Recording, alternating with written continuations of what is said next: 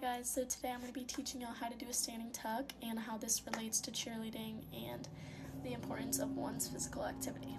The history of cheerleading goes back to the 1960s and it was established by a man named Johnny Campbell. There are more than 3,000 cheerleading teams across the United States, which kind of shows how much has improved throughout the years and gotten more popular. According to this Frontiers article, it says that cheerleading can significantly improve the level of female college students' physical health, self-esteem, especially the self-esteem level of physical attractiveness, physical quality, and physical self-worth.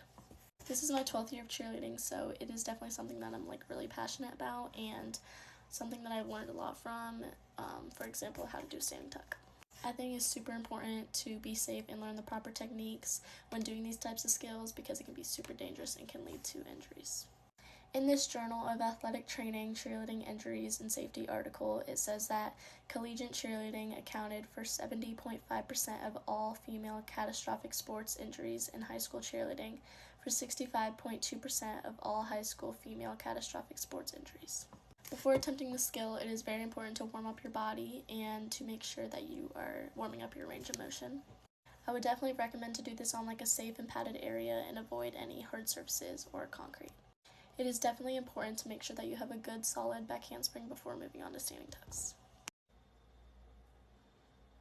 Some tips that I would recommend is that you focus on jumping straight up rather than leaning back for your standing tuck. Make sure you keep your core engaged throughout the whole entire movement. Spot your landing consistently to ensure that you have a safe landing, and make sure you ask for help first before you attempt it.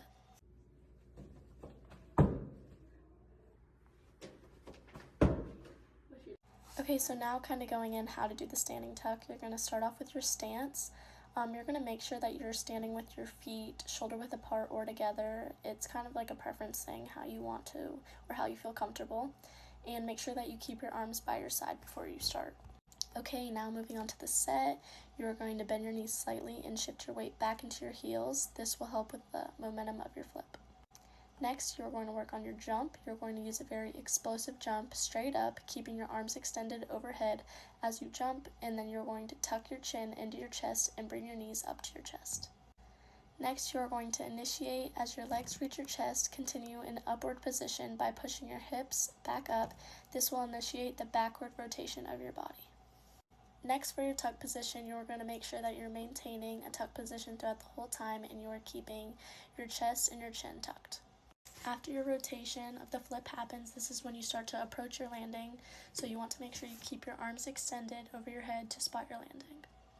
Now that you're actually focusing on the landing itself, you want to make sure that you land softly on your feet to avoid any pressure or help prevent your feet from hurting when you're landing. Then you want to make sure you're landing with your knees bent and making it a little bit lighter to land on. This will also help absorb your landing and make sure you're not landing hard heeled. Remember that learning this skill will take a lot of time, practice, and proper technique, so make sure you don't rush the steps. Make sure that you're also prioritizing safety over speed because it is better to be safe rather than rushing into the skill. According to the story, The Impact of Competitive Cheerleading says you can set your goals and you can have time to work towards them. In conclusion, learning a standing tuck is definitely a very rewarding accomplishment, I would say.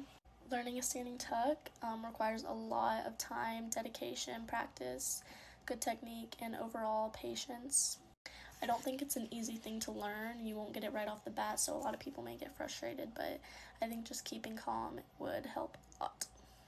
According to this article by Digital Comments, it says that the goal of conditioning builds strength and stamina. I think that this is a really good quote, and this kind of relates to this overall because if you keep working on it, you can gradually build strength. This also helps with flexibility and correlation over time because it will definitely help you in the long run and it will get easier the more you do it.